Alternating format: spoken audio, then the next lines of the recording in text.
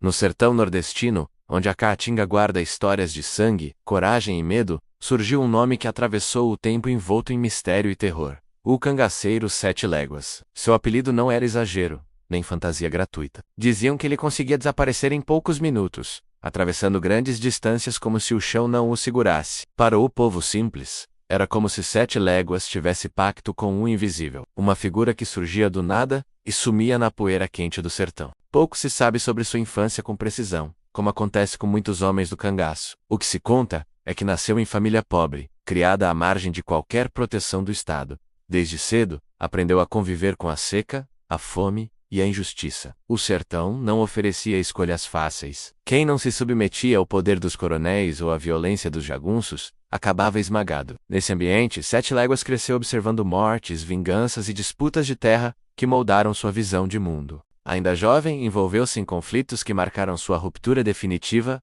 com a vida comum. Há relatos de perseguições injustas, humilhações sofridas por familiares, ou mesmo mortes que ficaram sem resposta da justiça. Para muitos, foi nesse momento que Sete Léguas escolheu o caminho do cangaço, não como aventura, mas como forma de sobrevivência e vingança. No sertão, entrar para o cangaço significava aceitar viver em fuga constante, com a morte sempre à espreita. Sete Léguas rapidamente ganhou fama por sua agilidade impressionante. Caminhava longas distâncias sem demonstrar cansaço, conhecia atalhos invisíveis e parecia sempre um passo à frente das volantes. Quando a polícia cercava uma área, ele já havia desaparecido. Essa habilidade alimentou a crença de que possuía corpo fechado, proteção espiritual ou algum tipo de pacto. Rezadeiras diziam que ele carregava patuás fortes. Outros afirmavam que fazia rezas antigas, aprendidas com gente do mato. No combate, Sete Léguas era temido. Não era conhecido por discursos longos nem por misericórdia exagerada. Agia rápido,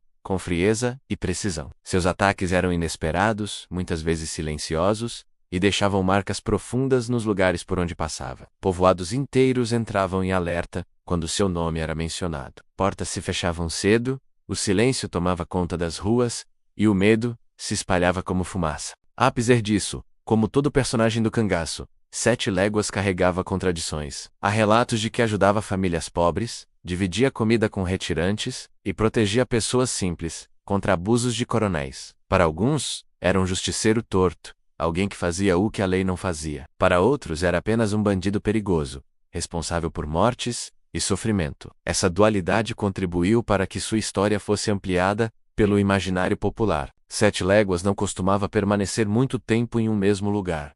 Sabia que a permanência atraía perigo. Sua vida era feita de movimento constante, noites mal dormidas, emboscadas evitadas por pouco e decisões rápidas. Confiava em poucos, pois sabia que no sertão a traição era tão comum quanto a poeira no vento. Cada pessoa que se aproximava podia ser um aliado ou um informante das volantes. Com o passar do tempo, sua fama cresceu além do sertão onde atuava. Histórias exageradas começaram a circular. Diziam que ele atravessava 7 léguas em uma única noite, que balas desviavam de seu corpo, e que sua sombra era maior do que a de um homem comum. Essas narrativas misturavam medo, admiração e superstição, transformando 7 léguas em mais do que um homem, quase uma lenda viva. As volantes intensificaram a perseguição. Coronéis pressionavam autoridades. Recompensas eram oferecidas e cercos se tornavam cada vez mais frequentes. 7 léguas sentia o cerco se fechar. Cada passo exigia mais cautela, cada parada era um risco. O sertão, que antes era abrigo, começou a se tornar armadilha. O fim do cangaceiro 7 léguas é cercado de versões contraditórias, como acontece com muitos nomes do cangaço. Alguns afirmam que foi morto em confronto direto, resistindo até o último instante. Outros dizem que foi traído por alguém próximo, surpreendido quando menos esperava. Há ainda quem sustente que nunca morreu oficialmente, apenas desapareceu, deixando para trás apenas histórias e medo. Independentemente da versão verdadeira, 7 léguas deixou uma marca profunda no imaginário sertanejo. Seu nome passou a ser usado como aviso, como ameaça e como lembrança de um tempo em que o sertão vivia, sob a lei da força. Ele se tornou símbolo de velocidade, astúcia e perigo. Representando um período em que a violência era resposta à ausência de justiça, a história de 7 léguas revela muito mais do que a trajetória de um homem armado. Revela um sertão abandonado, onde a miséria, a seca e a desigualdade empurravam pessoas para caminhos extremos.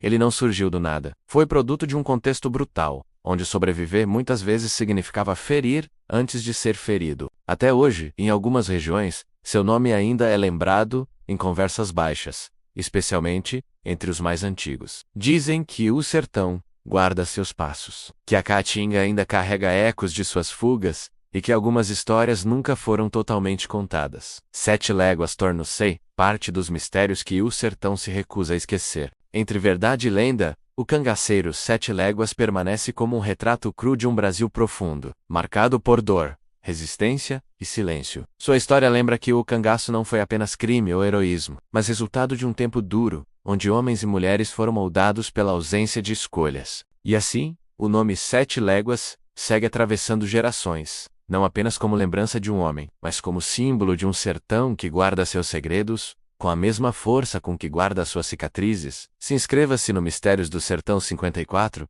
curta, comente e compartilhe.